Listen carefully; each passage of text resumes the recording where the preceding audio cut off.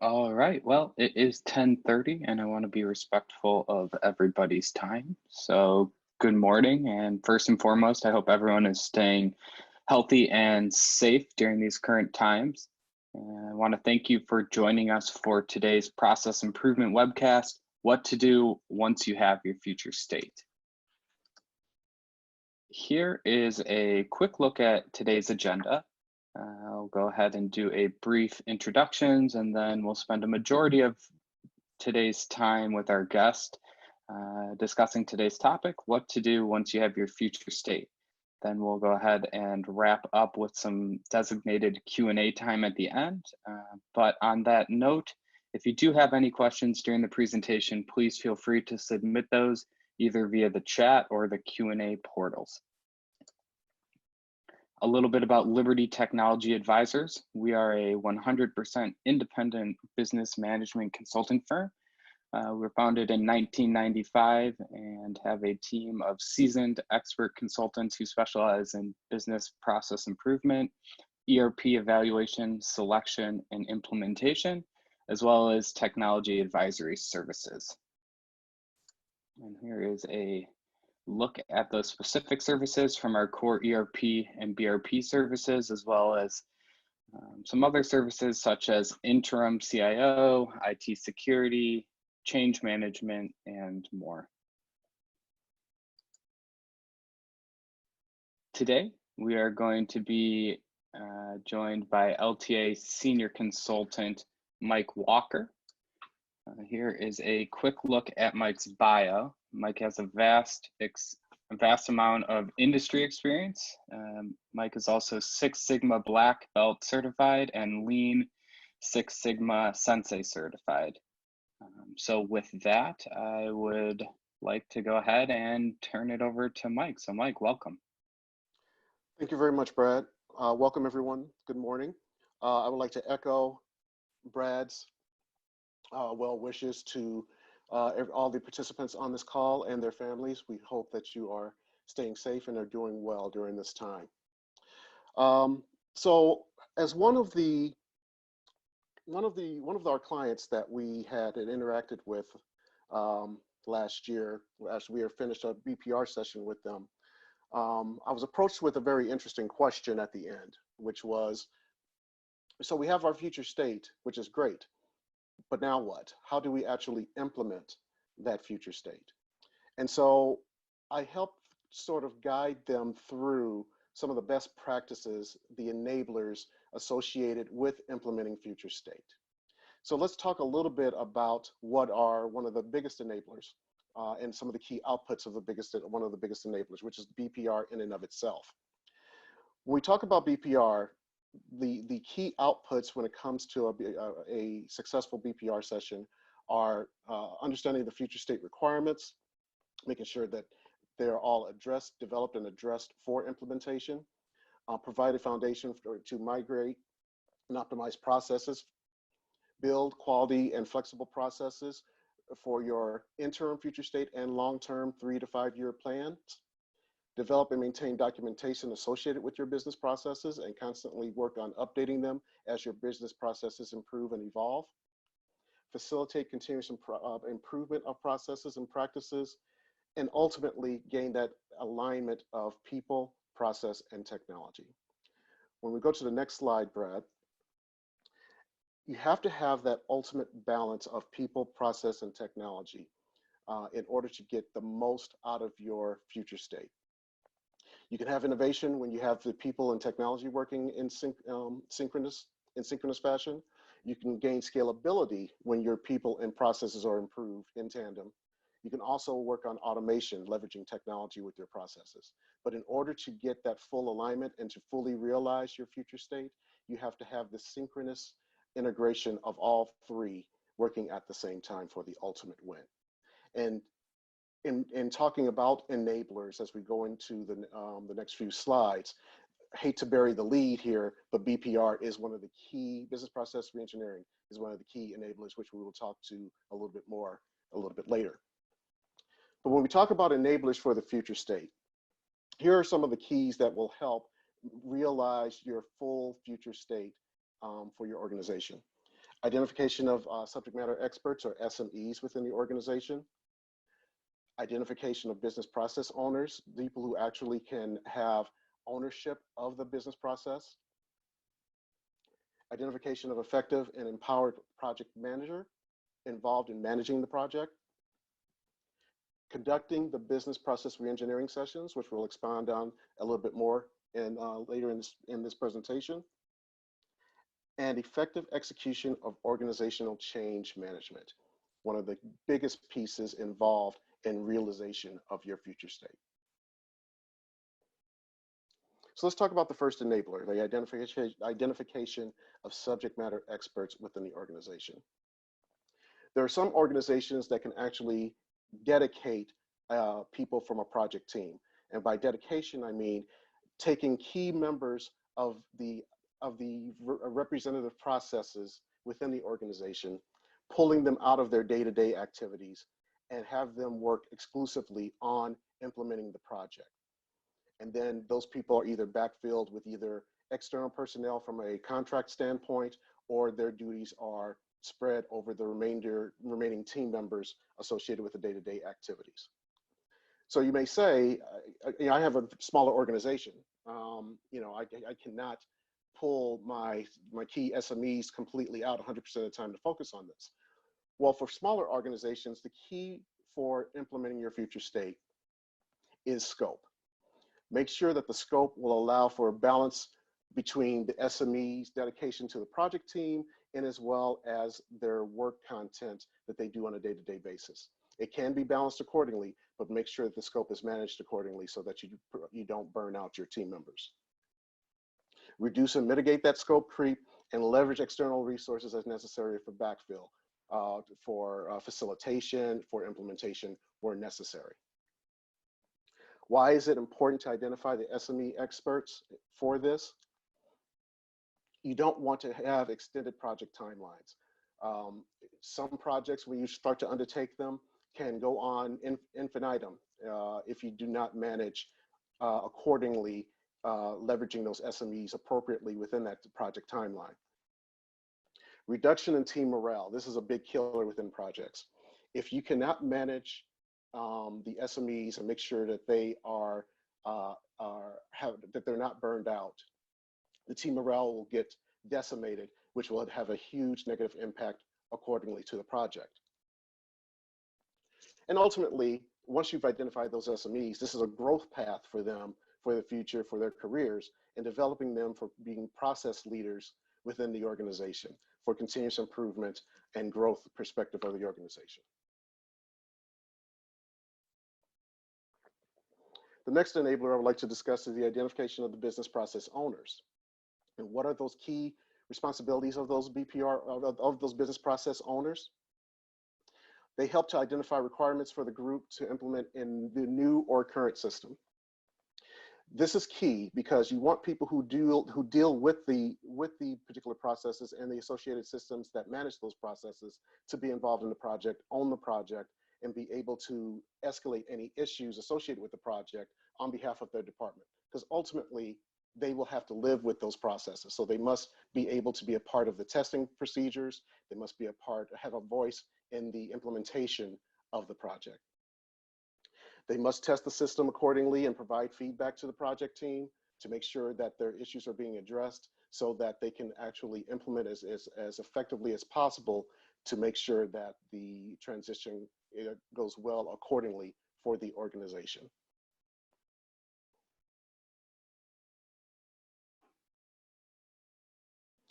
The next enabler is the identification of an effective and empowered project manager. And I put those two words in there, effective and empowered, predominantly because if you have an ineffective or a non-empowered project manager, this overall implementation will fail miserably.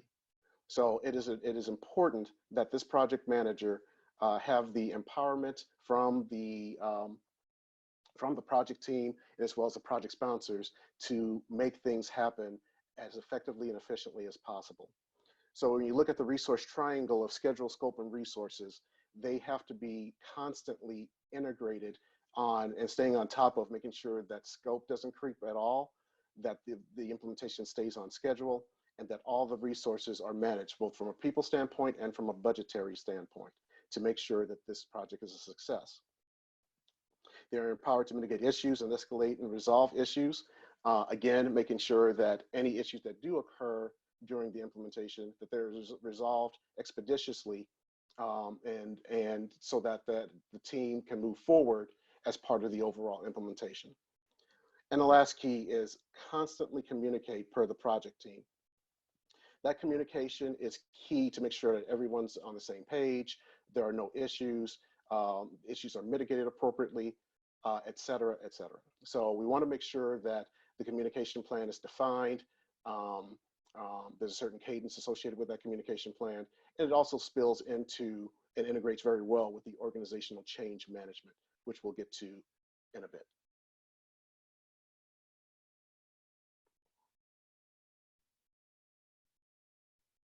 Sorry about that, Mike. It looks like we did have a question come in on, it might have been on the last slide, or the very beginning of this one.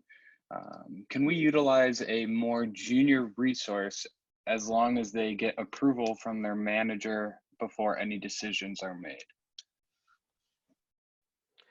Absolutely.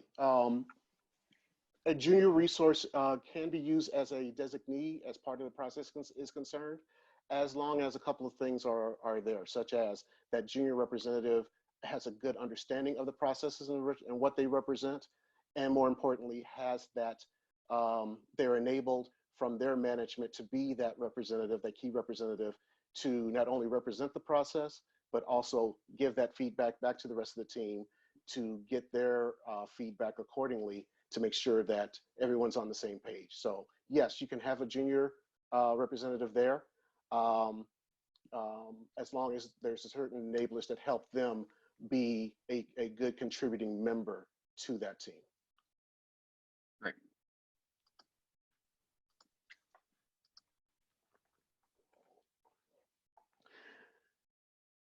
As I mentioned earlier, burying the lead earlier, actually having an effective business process reengineering session is a vital part of realization of creation of that future state, so that you have something to implement, a blueprint to implement for your organization. What are the benefits? You want to ensure that existing poor processes are not implemented in existing or new systems. So I want to make sure that people understand that if you have a new project that's forthcoming from an IT perspective, this is key to do a BPR prior to that, so you don't put those poor processes into the new system and make them go faster, make those poor processes go faster and be even more inefficient. But even if you have a current system and you want to leverage the most out of your current system, it is effective to do a BPR as well to make sure you improve that process so that you can even leverage more out of your existing systems. Ensure business processes are redesigned effectively and efficiently for current systems. This helps to get the most out of the very critical system investment. Again, that's key for those. As we know, there will be a post-COVID-19 world upon us. And from an IT perspective, we know there will be some organizations that possibly had plans of expanding, doing more business with the new systems. But the realization is budgets will be constrained for a lot of different companies. So we want to make sure that we don't just address the population of companies that had a budget to implement ERP systems or EMR systems in the hospital world, but more so focus as well on current organizations who want to get the most out of the current system that they currently have. We also want to ensure that internal and external IT resources are on the same page. They can help with the implementation and the documentation associated with the project. If you're implementing a new system, as an example, having that internal or external IT resource as part of these BPR sessions helps them develop their scope documentation, their implementation documentation earlier than they would separately in a more siloed manner. So having them involved up front in the BPR process is key. But also, even for existing systems, having whoever owns the IT portion of the project be able to become a very integral team member in helping to realize any process changes that need to be to come to fruition in the current system.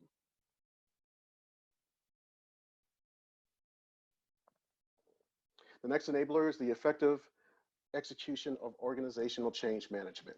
Probably one of the most overlooked areas as far as project implementation is concerned. Change is scary. Change can unnerve a lot of different people.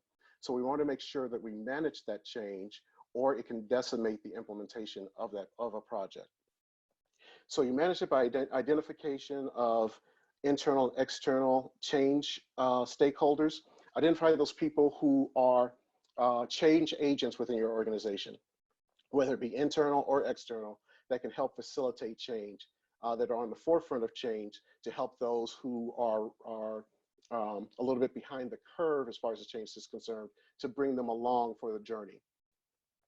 Assess the amount of change by stakeholder area and a gap between current and future state. So again, knowing that change is going to be very hard for various different people in the organization, you must be able to assess that change and be able to close that gap between current and future states so that people don't backslide accordingly back to the current states. Move them forward into the future states and let that be a part of their new reality moving forward. Continuous measuring of various different aspects of change, such as the amount of change required of the system versus the previous system or previous process steps within the current system. So again, making sure that there's a quantitative measurement of, whether it be through questionnaires, something along those lines, of understanding how well they feel in regards to the change, whether it be moving to the new system or changing the current process in the current system, implementing that new process into the current system. Measuring the amount of change needed in behaviors and skills. So along with the actual hardcore skill sets associated with system change and process change, what is the measurement of the amount of behaviors necessary to make that change? Get that qualitative measurement, if you will, to understand what needs to be mitigated from a behavioral standpoint. Measuring the reaction to the change, being able to understand how people are receptive to the change, how can they adapt to the change, what is needed to help them adapt to the change. That is a very big key. The communication plan, as I mentioned earlier, is part of the project management piece. The communication plan is extremely important. You have to identify who are you going to communicate to, whether it be external or internal communication individuals or roles and responsibilities associated with a project. What is the messaging associated with the communication? What is the cadence and frequency associated with that communication? Those are the major aspects of a communication plan, and it must be updated and managed appropriately throughout the life cycle of the project. And then ultimately, when it comes to any change whatsoever, what is in it for them? Hey, Mike, before I go to the next slide, we do have a couple questions on this slide. Sure. I hate to derail you. So is it important to identify the people who resist the change during all this change management? Absolutely. The earlier, the better, so that you can address that change with them, either with a one-on-one or ideally within a one-on-one first, and then with the change agents with that particular person to help pull them along, if you will, coach them and get them involved as part of that change. Nice. And what tools do you guys use during this process? We have surveys that we leverage to help. We send them to the key people that are involved as part of the change for measurement purposes.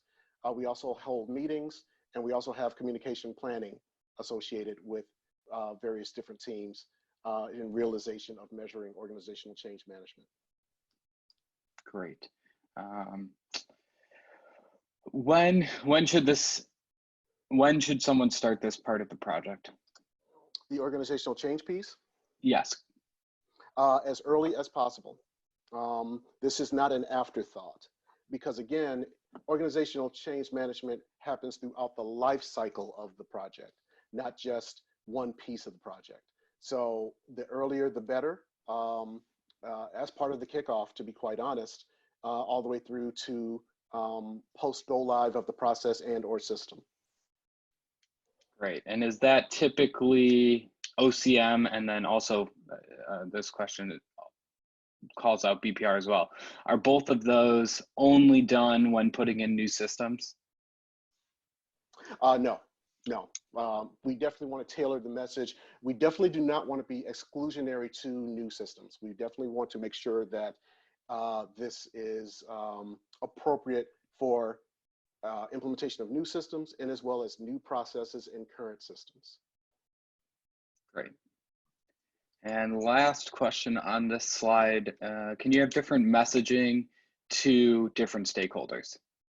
That is correct. Different stakeholders have different, well, to be redundant to some degree, stakes in the project, so to speak. So you have to tailor the message appropriately to the right stakeholder, but making sure that the messages are consistent, clear, concise, so that there isn't any confusion as far as the messaging is concerned to the stakeholders. Great. And just one last clarification before we go to the next slide. Can you do BPR without changing your ERP system?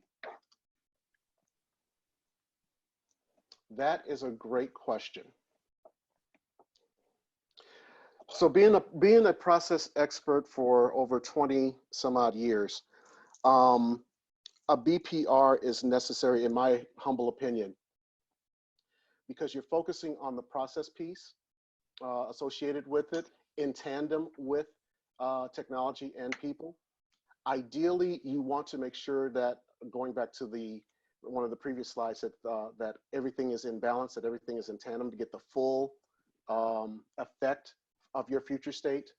But bare minimum, you need to do a BPR to get your future state. Ideally, it should lead to a change in systems, but you can also do a BPR as well if there is a process concern that does not involve a direct link to an ERP or a IT related system. So it really depends on the project.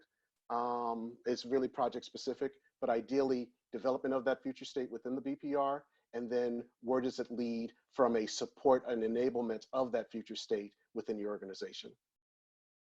Okay, great. But at the end of the day, if they're not getting a new ERP system, you know, there is room for improving those processes. Oh, absolutely, absolutely. Again, we want to make sure that if you're not getting a new ERP system or any new system in that particular case, that's not so much the issue.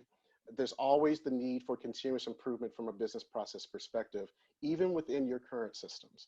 So, and I'll allude to this a little bit toward the end of the presentation as to what is the one thing that you can do to help in this type of situation to get the most out of your current system from a process improvement perspective. Great. All right. Well, again, didn't want to derail you, but we had a handful of questions there, so I think that was good. And we'll continue and wrap up and open up some general questions. So yeah, let's go on. So what's in it for me? My new favorite radio station, WIIFM. Identifying everyone that is involved within the project, what is in it for them? That is the ultimate question that you need to answer with everyone's involvement within the organization so that they can actually accept the change. It'll be easier to sell the change and implement the change if you can identify upfront what is in it for them for the betterment of the organization. So again, coming to a radio station near you, WIIFM, what is in it for me? So a quick real life example associated with these enablers. So within this particular case study, we have had the opportunity to work with a manufacturer of components for automotive and off-highway equipment. Basically, their headquarters are located in Wisconsin. And they were very true to form on identifying what are the key enablers to implement for their organization within this worldwide change of implementing a new ERP system, and as well as how to implement those enablers for the successful implementation of the project. So they went through and did the key SME identification. They identified their key leaders within the organization who own the process and can be put in charge of testing and raising concerns up to the overall project team. They were able to pull these SMEs directly out of the project team to work 100% of the time out of their day-to-day responsibilities, if you will. But again, that should not be exclusionary to having a large organization. You can still do this within a small organization, and as far as managing the activities of the day-to-day operations versus the project action items associated with the project, but again, making sure that the scope is managed appropriately. They identified the project leader, who has been exceptional, phenomenal in managing the overall project management triangle of schedule, scope, resources. They conducted several extensive BPR sessions, about 8 to 9 weeks worth of BPR sessions of various different processes throughout their entire organization, not just focused on one particular location, but worldwide. So we had to get that international flavor and variance and uniqueness involved in some of the processes and integrate that overall into developing their overall future state for the entire organization. And then they constantly addressed organizational change management, again, throughout the life cycle of the project, from the very beginning and continuously through the implementation, constantly measuring where they're at in regards to the change, both from a behavioral standpoint and from an implementation standpoint. So they're doing an exceptional job of identifying the enablers it takes to become successful in realization of the future state, and then managing it accordingly for the ultimate successful implementation of the future state worldwide for the organization.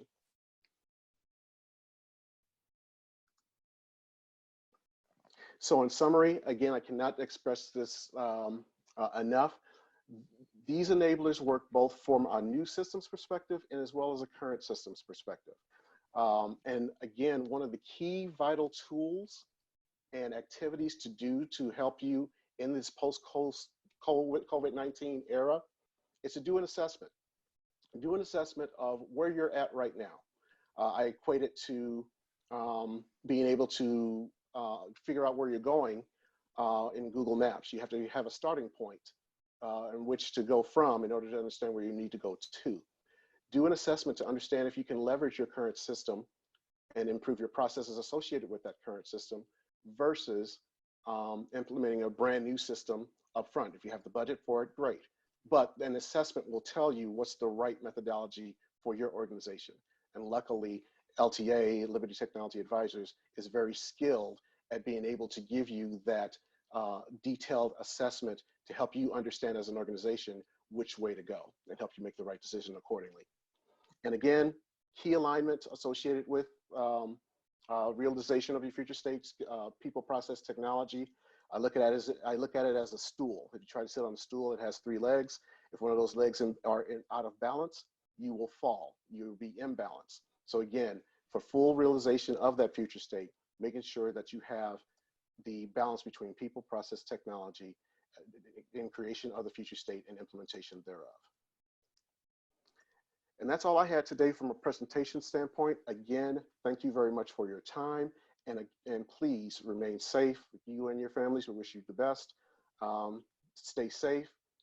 We will get out of this. Thank you. Yeah, thank you, Mike. Appreciate the presentation. We do have a couple more questions that have come in. So if anyone else has questions, please go ahead and submit those via the chat or the Q&A portals. Mike, the first one we have here is, with the impact of COVID on our staff, we've been working off-site. We have discovered that we don't have processes or procedures to conduct business remotely, i.e. enter orders, process payments, etc. Does BPR include the remote access processes? Is that something you guys cover? And yeah, that's what we got here.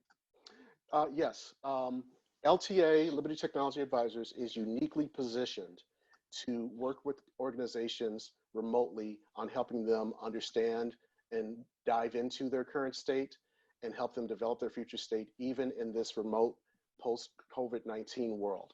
I think that is a value proposition for us versus some organizations.